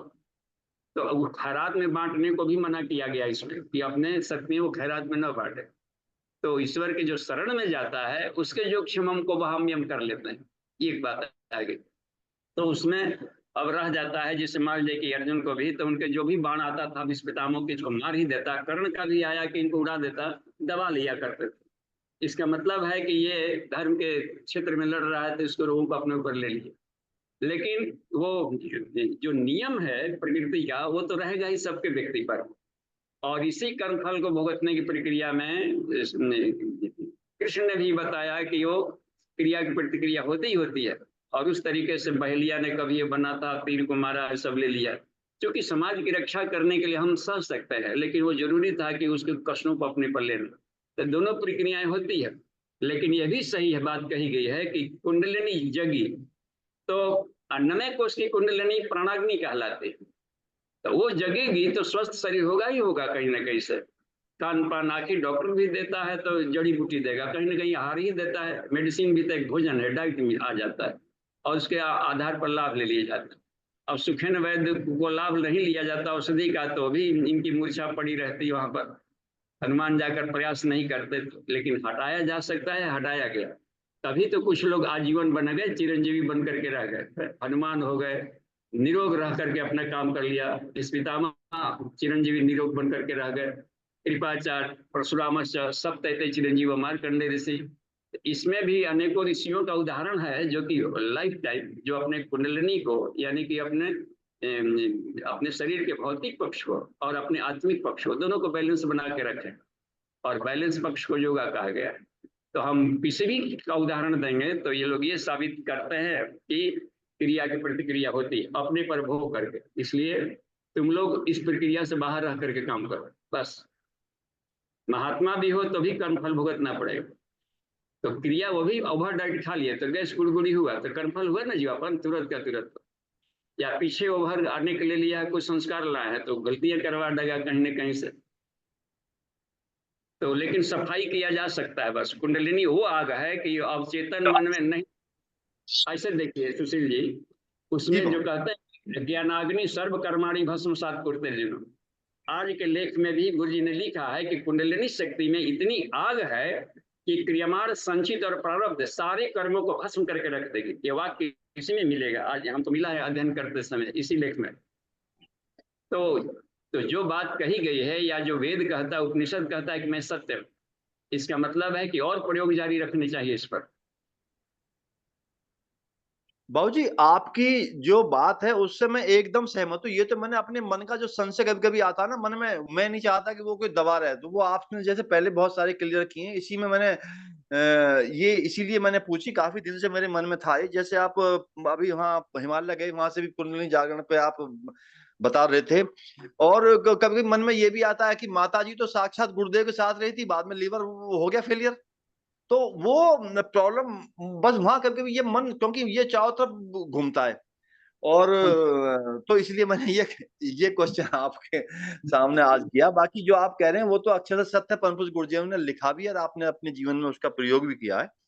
तो हम भी लगते हैं आपके पीछे। ये ठीक है, पूज्य गुरुदेव ही लिखता है कि वंदनीय माता जी को केवल साथ रहने से हमारी ऊर्जा चली गई। तो समीप रहने से भी होती है, लेकिन जो यौगिक क्रियाएं जितना करते थे गुरुदेव ने, तो उनको उनके शरीर भारी होने का भी कारण हो सकता है कि हम यौगिक क्रियाओं ऐसा नहीं करते जिसे एक योग शिक्षक करता है।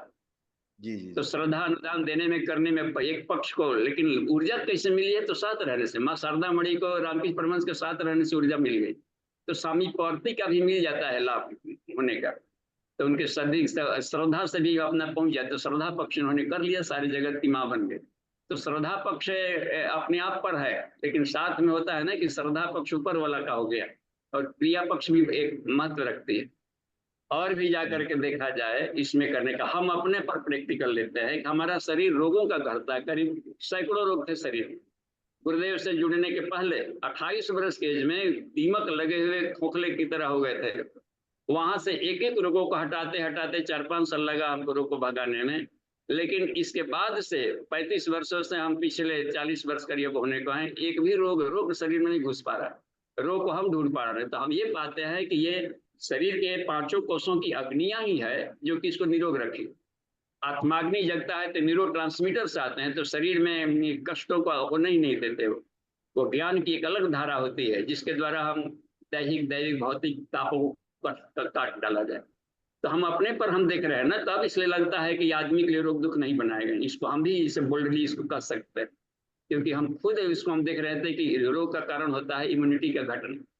मेंटल डिजीज होगा, मेंटल इम्यूनिटी कम हो गया, उसका आभा मंडल मस्तिष्क का है ग्लेज उसका कम हुआ है, तभी वो डिप्रेशन में गया है, हेलुसिनेशन में गया है, कहीं गया है।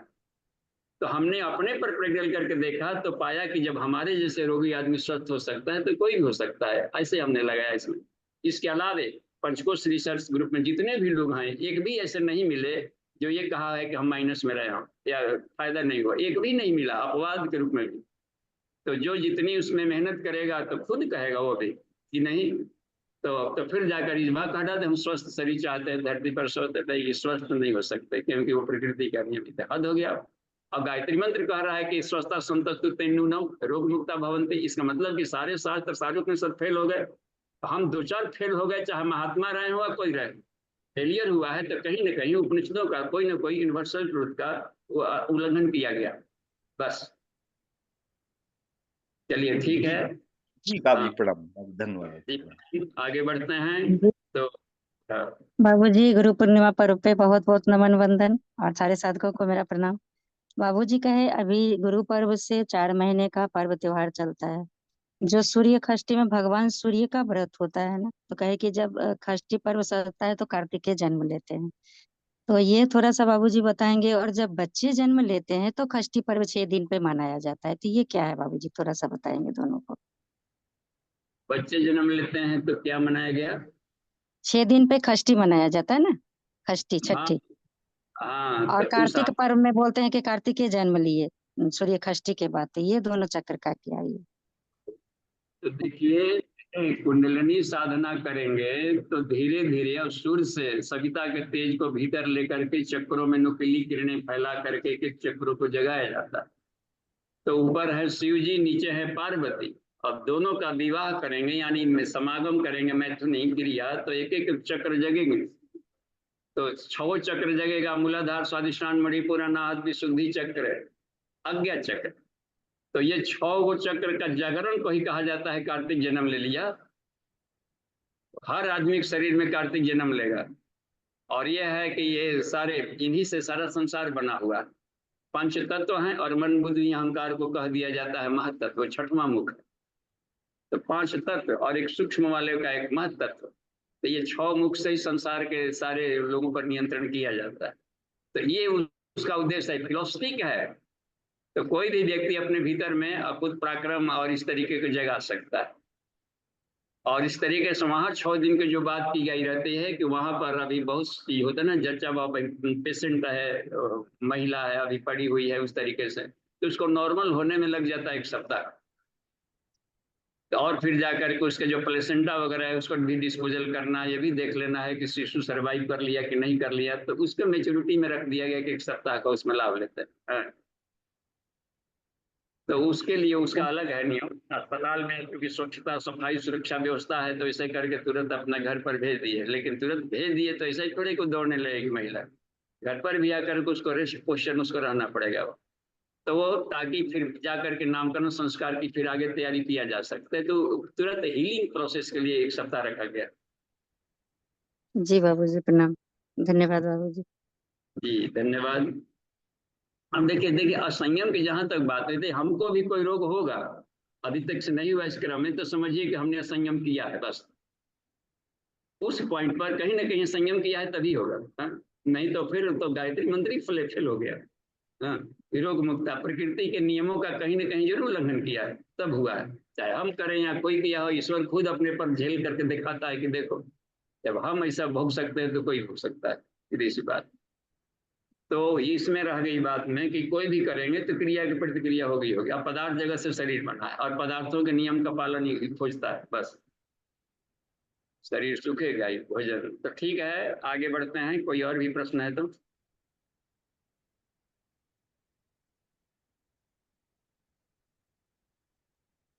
जी शशिकला दीदी।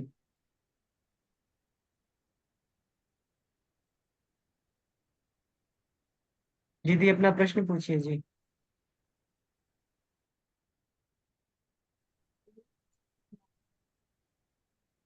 जी इनका ये, हाँ दी अपना प्रश्न पूछिए, आपका अनम्यूट है। इनका कुंडलिनी से संबंधित कोई प्रश्न करिए, या पंचकोशों से, या साधना विषयक, या कहीं भी। अध्यात्म का वैज्ञानिक प्रतिपादन, भारतीय दर्शन, संस्कृति कहाँ से खुटका है, कौन सी बात समझ में नहीं आ रही, या बात समझ में नहीं आ रही उसके चलते गलती हो रहा था, तो उसी को क्षमेगा समझाने के लिए गुरु शिष्य परंपरा है। लेकिन समझ में आ गई फिर भी नहीं कर रहे थे, तो जानबूझ कर रहे थे, तो इसके लिए खुद जिम्मेदार होना पड़ता है कि फिर ये दोष नहीं दीजिएगा कि जानकारी नहीं थी। हाँ तो बाबूजी इसमें जैसे अरे गायत्री महाविज्ञान में, देखिए, तो शरद जी का एक रिटर्न में आया है क्या? चेक नहीं आया है रिटर्न में तो यहाँ पर आकर करें। ऑफलाइन हाँ में अभी उपलब्ध। रिटर्न में नहीं है बाबूजी। हाँ तो सीधे ऑफलाइन में आ रहे हैं। तो शरद जी अभी योगा सेंटर में आ गए। चलिए।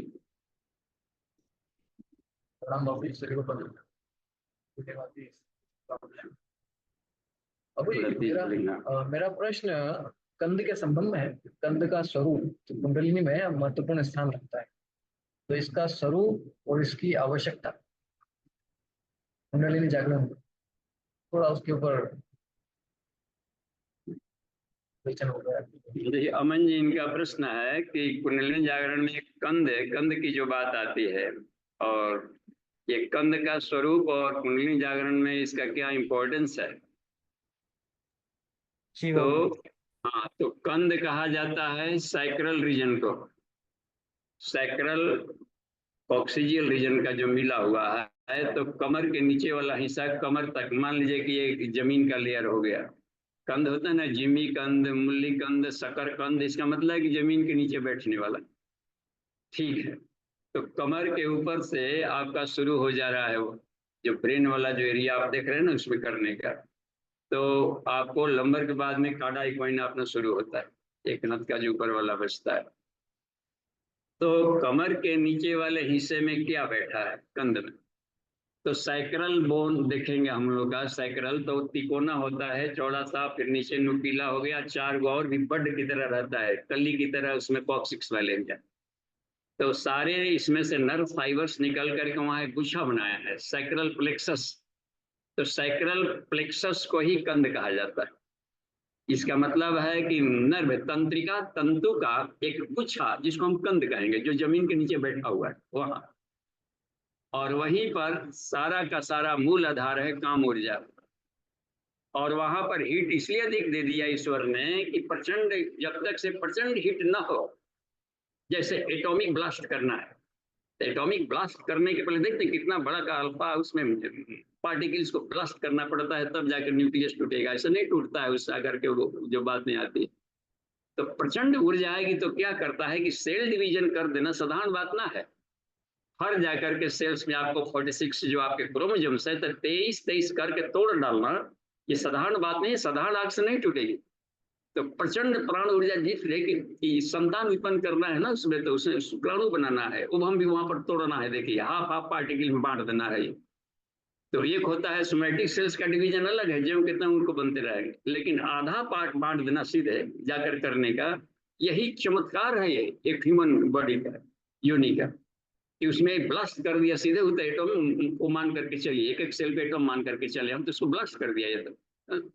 तो उससे शुक्राणु को कर दिया और हेल्दी भी बना दिया, ताकि साधुम पुत्रम जनया, केवल पुत्रम जनया नहीं कहा है वेद ने, साधुम पुत्रम जनया, बहुत तेजस्वी संतान पैदा करो। और तेजस्विता है कि उसमें भरना है, ओज भी, तेज भी, वर्चस्व भी भर डाले हैं उसमें आकर, डीएनए को शक्तिशाली बना दिया है। इतना हीट एनर्जी वाला पार्ट है जो जमीन में रहता है। तो जितने भी बैठने वाले हैं जमीन में, देखिए शकरकंद, गाजर, सलगम, देखते हैं चुकंदर, ये सब बहुत ताकतवर होता है। या ये आपका बनता है क्या बोलते हैं, जिमीकंद, सूरन को क्या बोलते हैं, कहीं कहीं जिमीकंद बोलते हैं, ओल बोलते हैं जिसे हम लोग इधर। तो सूरन कंद में है कि वो असग्न कहा जाता है, नीचे वाला एरिया है ना पाइल्स, पाइल्स को एकदम समाप्त कर देगा, जड़ मूल से नष्ट कर देता है सूरन कंद को, उसका नाम ही असग्न है। जो पाइल्स को नष्ट करे उसको सूरन कहते हैं। तो ये सारी बातें बन रही हैं वहां पर, कितना हीट पोल्यूशन आंतों को चट्टान की तरफ बना देता है। तो जो कंद वाला एरिया है ना नीचे बैठने वाले भूमि कंद, तो वो सब बहुत ताकतवर होता है। तो यह बता दिया जाता है यहाँ पर कि अच्छा अब देखिए, तो वहीं पर प्राणिक एनर्जी है, यहाँ पर ज्ञान ऊर्जा है, चेतना और प्राणिक एनर्जी ऊर्जा, शिव और शक्ति।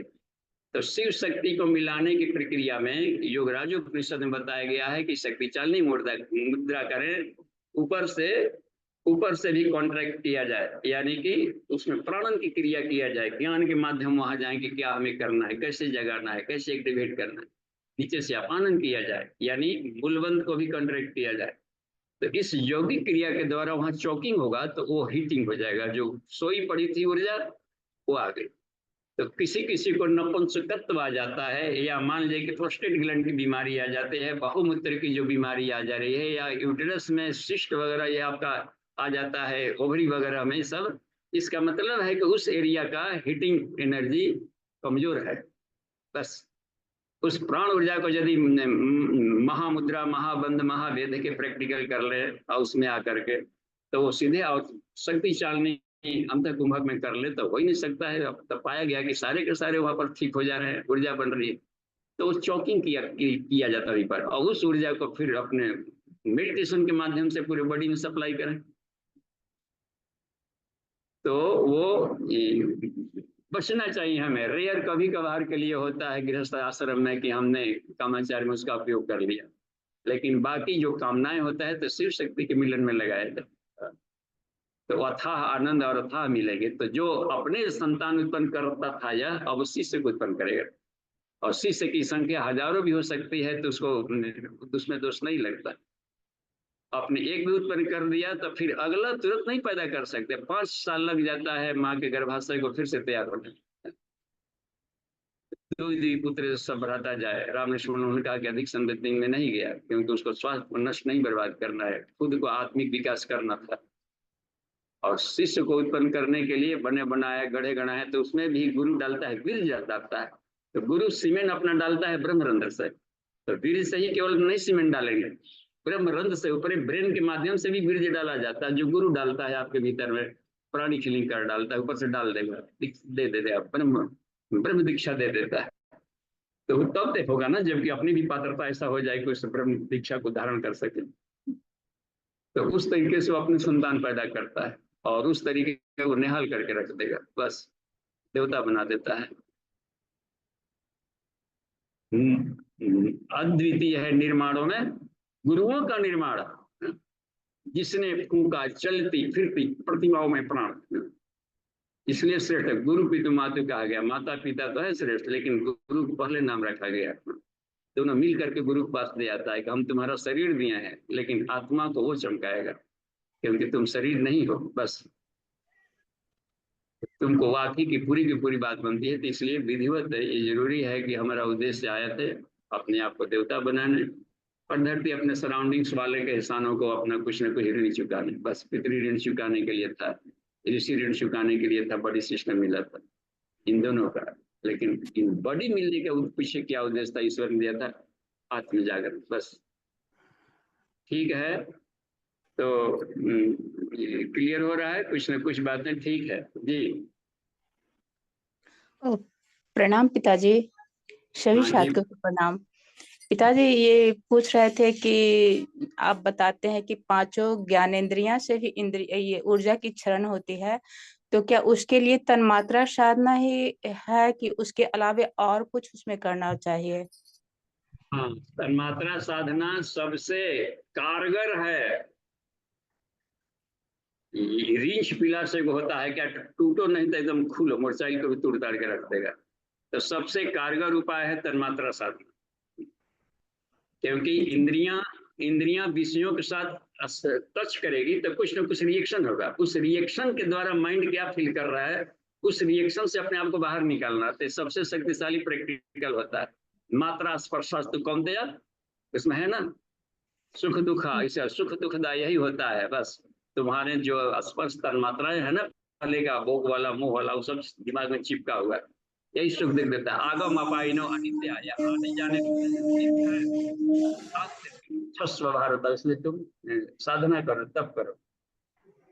तो वो सबसे ताकतवर है तन्मात्रा साधना इन पर।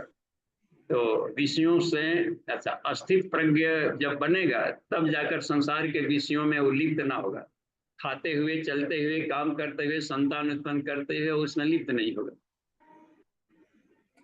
तो वो जरूरी है कि हम अपनी आत्म साधना को प्रखर करें।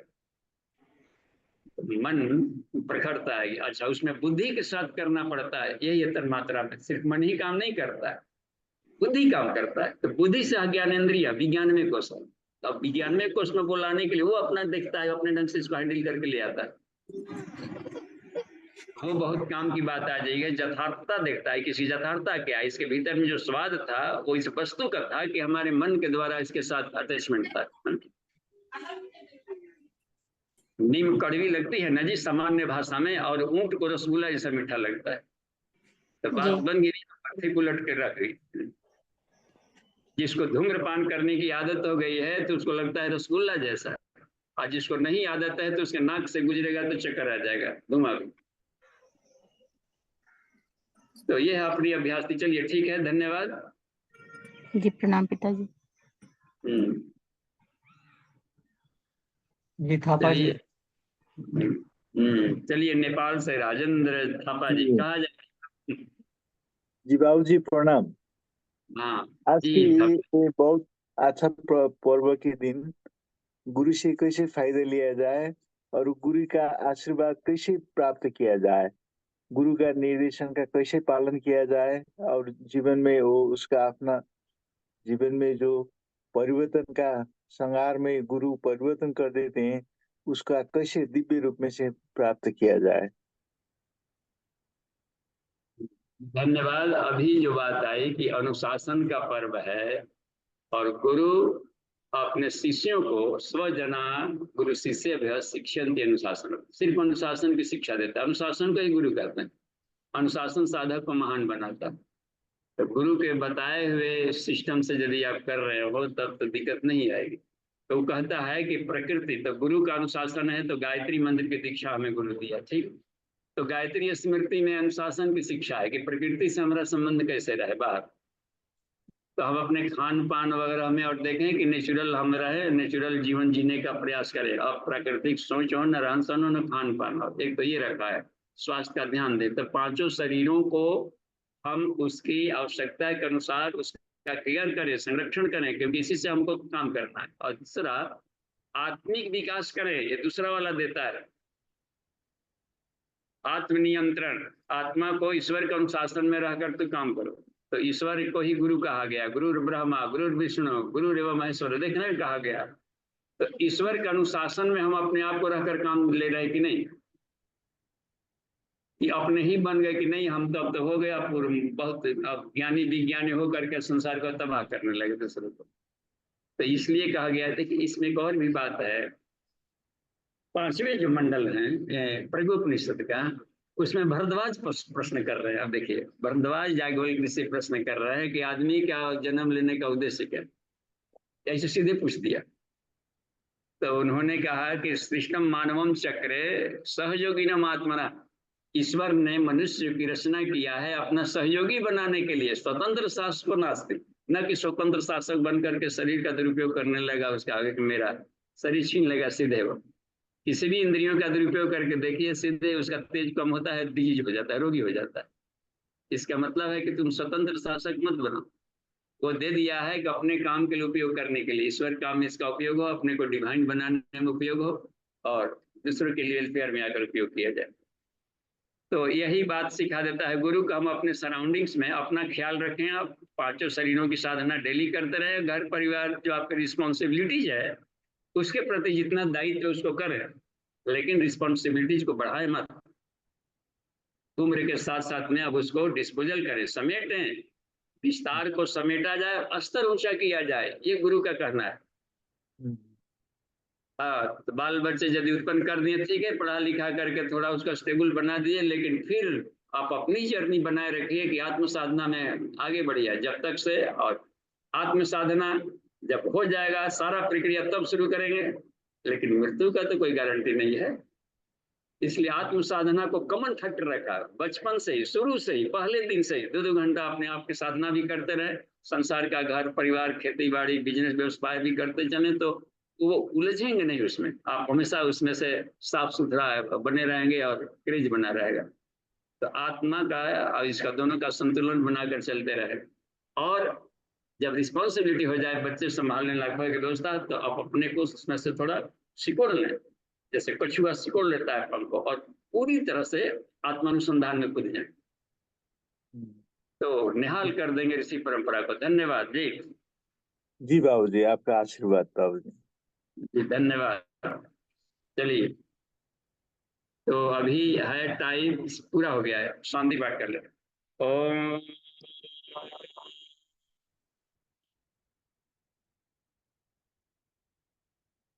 शांति शांति शांति। समाप्ति। प्रणाम।